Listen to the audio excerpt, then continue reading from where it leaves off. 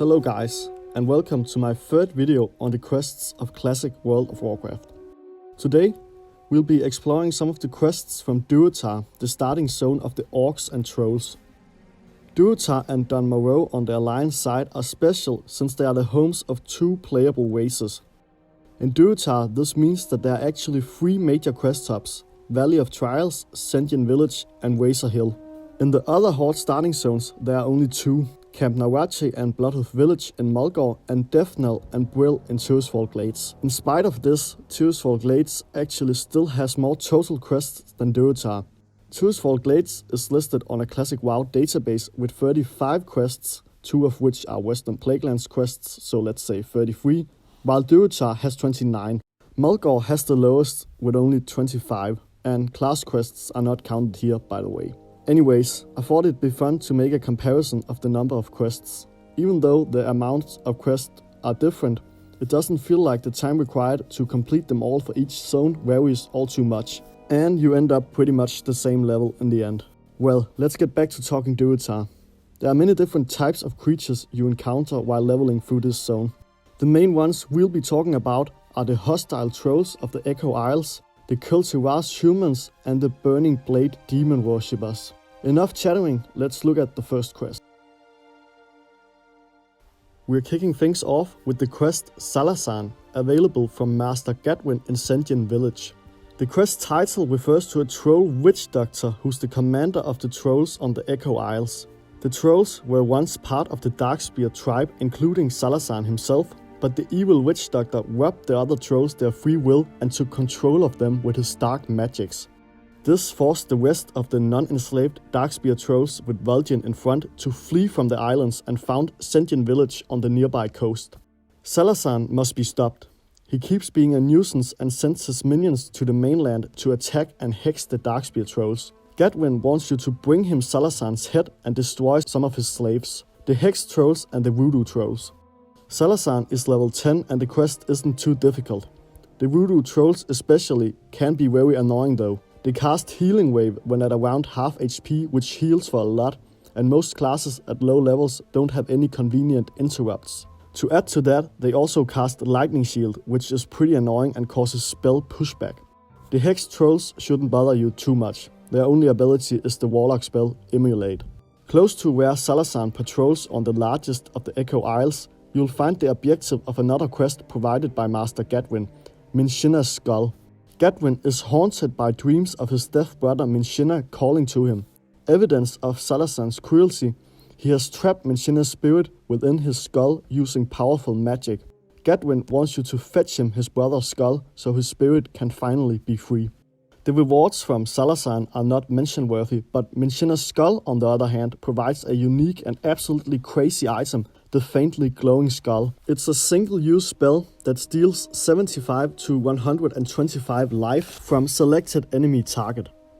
Compared to the minor healing potion, not only does the skull heal for more on average, it does damage equal to the amount you heal for too. On average, it'll deal damage and heal for 100 hit points, which is crazy for lower levels. For instance, Salasan himself has 187 HP. The faintly glowing skull is an incredible lifeline to have, and it might be a good idea to save it for some of the more difficult quests in Durotar, such as Dark Storms, which I'll mention shortly later.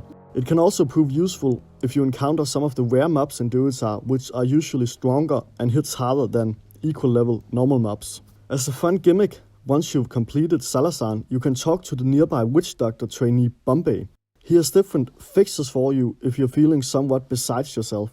He'll cast different spells on you, such as turning you into a frog, a chicken, making you drunk, and more.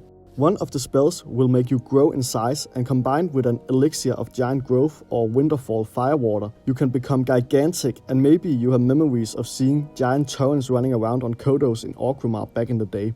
Actually, prior to patch 1.5, the buff, which lasts for 5 minutes, would increase your character size by 100%. This was changed to 50% unfortunately, but it'll be funny to see which version we get in the beginning part of Classic WoW. It'll probably be 50%, but we can hope. To the south of Razor Hill lies the half-destroyed Tiragarde Keep, the target of the quest Vanquish the Betrayers from Garthok in Razor Hill. The keep and the surrounding area is occupied by cultivars humans, former soldiers of Admiral Dalen Proudmoore, who broke the non-aggression pact made originally between Thrall and Dalen's daughter Jaina, hence the title of the quest, Vanquish the Betrayers. The keep was conquered by the Horde, but recently it was retaken by a cultivar's army with Lieutenant Benedict leading the charge. The humans pose a great threat, and Garthok wants you to slay the filthy invaders and show them not to mess with the Horde and violate treaties. Kill the cultivar sailors and marines, and most importantly, slay that son of a gun Benedict. He can be found inside the keep itself, and as you can see in the video footage, we actually stumble across the rare mob Watch Commander Salafil right outside Benedict's room.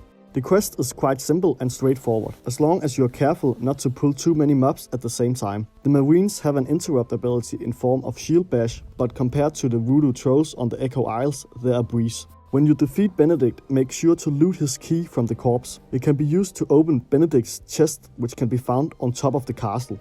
The chest contains the item Aged Envelope, which begins the quest The Admiral's Orders. The envelope contains an aged document bearing the seal of Admiral Proudmoore himself. In here, the reason for the arrival of Lieutenant Benedict and his soldiers in Durotar becomes apparent. Proudmoore and his fleet were first to go ashore in the new world of Kalimdor years back, while Lieutenant Benedict stayed in Cultivars and handled the affairs there in Proudmoore's absence. If word hadn't come from Proudmoore within 12 months, Lieutenant Benedict's duty was to lead a second fleet of humans to Kalimdor across the sea, and this is what ended up happening. Proudmoore makes it clear that the humans will be relentless in defending Tiragarde and keep, and send wave after wave of men if so required to keep the stronghold theirs. The first part of the quest is turned into Garthok, who immediately sends you to Nazgul in Orgrimmar to deliver the information. The weird thing is, on different WoW databases online, the quest is stated to be finished by Vol'jin and not Nazgul. I'm not sure if this is a bug on the server I'm playing on, but the quest text itself has been changed to say Nazgul instead of Vol'jin as well, so it seems like a deliberate choice that I'm not sure of the reasoning behind.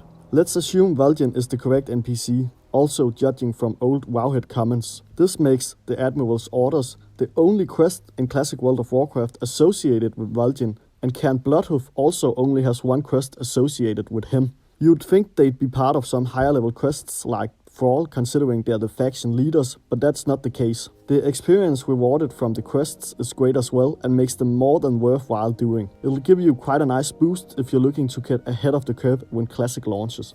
As an extra note, the Cultivars humans are actually friendly to Alliance characters.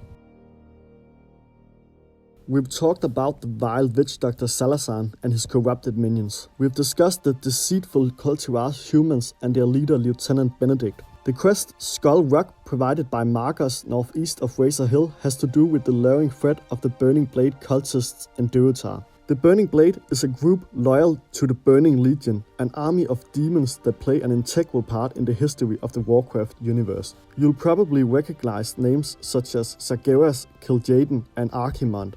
Especially a lot of orcs have a bad relationship with the Burning Legion, since some were previously under their influence and a lot still remain so. That's also one of the reasons why warlocks are mistrusted as they fiddle with demons. It is of utmost importance that the Burning Blade is kept suppressed and isn't allowed any foothold in Durotar whatsoever.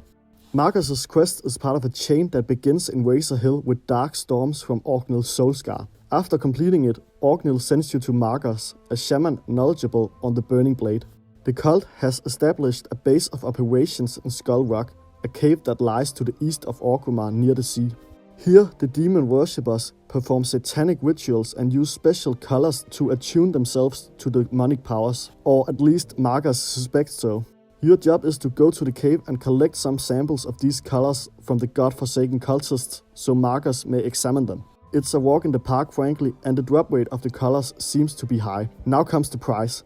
We've reached the only non-class quest in Durotar that rewards you with uncommon items. Marcus offers you the jagged dagger, the steady bastard sword, or the stinging mace. Combined, the orcs and trolls cover all classes except the druid, so none of the weapons are straight out useless. There's something for everyone except for casters maybe, but even as a warlock, the dagger can be decent. As a warrior, you are maybe not too happy either. Orcs usually want to use two-handed axes, and trolls just any two-hander. Neither the orcs nor trolls can use swords without having trained it at a weapon master, else the steady bastard sword would be quite decent, but nothing to write home about. Actually, the weapons provided by Skull Rock are quite lackluster compared to the ones you get from quests in Tirisfal Glades and Mulgore. The Steady Bastard Sword, for instance, has 7.6 damage per second and 2 agility, while the Bonecracker rewarded from the Family Crypt in Tirisfal has 9.1 damage per second and 3 strength. The Family Crypt is without a doubt more difficult than Skull Rock,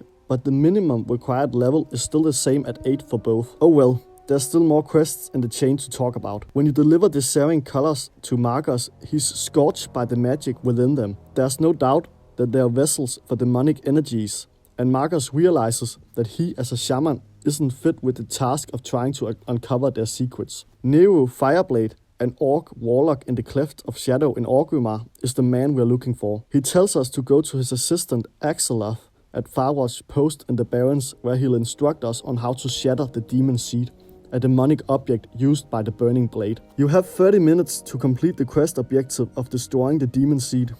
There aren't a lot of time-restricted quests in Classic WoW, but there are some, and it does have an effect on you. Although the time limit set is usually very liberal, it'll still make you feel rushed and in a hurry. Personally, I find it a bit annoying, but it's good with some variation, and there's always a reason found in quest text as to why the time limit is there. In this case, it's because you need a special stone to destroy the Demon Seed, and it lasts only 30 minutes. The stone can be picked up right next to Axeloth. I know this is a video on the quests in Durotar, and we've now ventured into the Barrens, but forgive me. Most of the chain does after all take place in Durotar. We'll actually go a bit deeper into the zone of Manquic's wife to Dreadmist Peak. It is atop this mountain that the Demon Seed is sheltered and protected by Burning Blade warlocks. It is a tough task to destroy the seed, and the small cave it can be found in is actually the home of the rare level 15 Felguard, Wafarian. He hits like a truck for his level, and if you're soloing the Demon Seed quest, you might not be able to do it if he's there. If he is up, however, and you manage to kill him, he has a chance to drop a level 10 cape with 2 stamina, which is great, and a dagger as well. The reward for shadowing the Demon Seed is yet another uncommon item, Banshee Armor. It's an uncommon cloth chest piece with 3 stamina, so it's sweet for mages, priests and warlocks. You might even want it as a shaman or hunter if you have no better options. There are some extra details to the quest chain worth mentioning. You might want to do parts of it along with the quest Hidden Enemies from Thrall in Orgrimmar. Here, Thrall reveals that Nero Fireblade, the orc who sent us to destroy the Demon Seed, is in fact an agent and actually the leader of the Burning Blade. In the Skull Rock quest chain, you'll also find oddities and small hints to this. For one, Nero seems overly nice when you first talk to him, saying, "My most humble greetings, warlock. How might I help my orc brother today?" Secondly, Axeloth clearly shows his surprise when hearing that Nero wants the Demon Seed destroyed, and he finds it strange. Apparently, with the seed gone, future unforeseen problems might have been caused. That's it. We have reached the end of the video. Overall, I'd say the quests in Durotar are well formulated and well thought out, and it's an enjoyable zone to play through in my opinion. The quest givers in Durotar are more scattered around than they are in Mulgore and Tirisfal, so if you aren't using Questy or some other quest add-on, you might unintentionally end up skipping a couple. If you're still listening at this point, thanks a lot. I greatly appreciate the support, and thanks to all my 12 subscribers.